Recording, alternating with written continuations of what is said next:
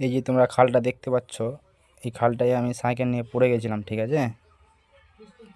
যাচ্ছিলাম আঁধারে, দেখতে পাইনি খো, মানে এই জায়গাটায় এত আঁধার দেখতে পাইনি খো, সাইকেল আগের চাক্কা ঢুকে যেয়ে মানে আমি পড়ে গেছিলাম। জায়গাটাকে আমি এবার কী করলাম, লকড়ি ফকড়ি ভেঙে দিয়ে সব কিছু ভেঙে টেঙে দিয়ে গেলাম ঠিকঠাক করে, এমনি লোক দেখতে পাই। আমরা পড়লাম অন্যজন যদি না পড়ে, ওই জন্য আমরা সব কিছু ভেঙে টেঙে ঠিক করে দিয়ে গেলাম জায়গাটা।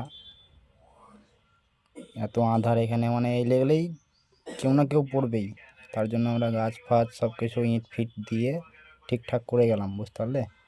এখানে যে এত বড় একটা খাল আছে, একটা লাইটও নেই, কেউ দেখবে, বুঝতে পারলে তো।